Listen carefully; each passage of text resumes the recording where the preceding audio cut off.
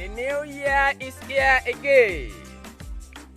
Every 4th of January, it has always been double celebrations for you.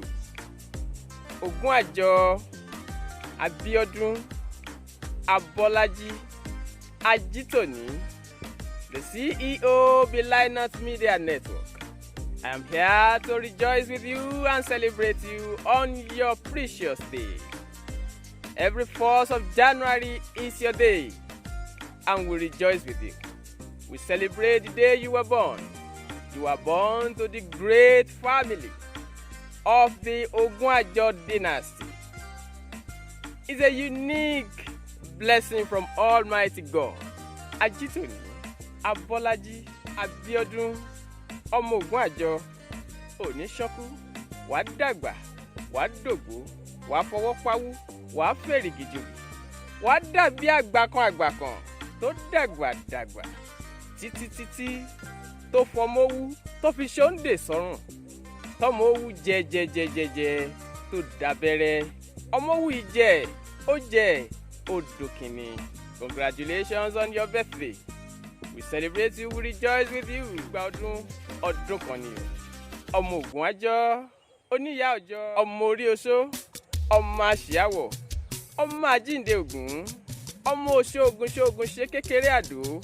Ìwọ lọmọ lálùpọ̀ lómìnirin, ọ̀wá gba iṣu mú tọrẹ, ọmọ òfin kọ̀ìnkọ̀ìn di iṣu àwọn èèyàn.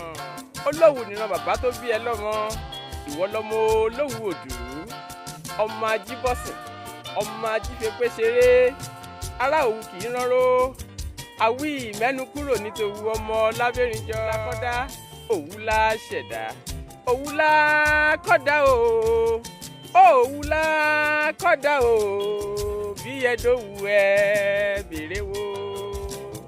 Abọ́lájí Òwu la kọ́dá o, Òwu la kọ́dá o, bí ẹ dé fẹ́ ẹ béèrè ìtàn o. Congratulations on your birthday. Ìgbà ọdún kan ṣoṣo. Ògbójú ọdẹ ni ọmọ ogun tó láṣẹ láfẹ́gbàdé lálùpọ̀ délé òdìdẹrẹ́.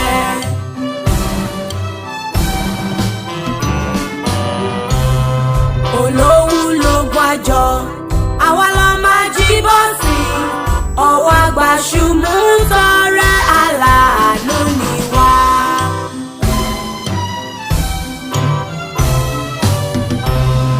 Olúwo ló túlẹ̀ fọmọdé nílẹ̀ yìí, àpáta rèdókè ọba Ògùnàjọ sọ̀gbẹ́dìlé.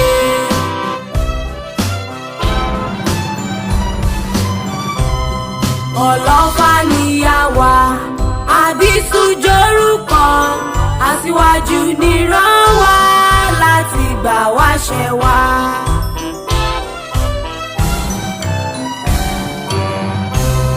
Kàfímọ́ sẹ́yọ kan.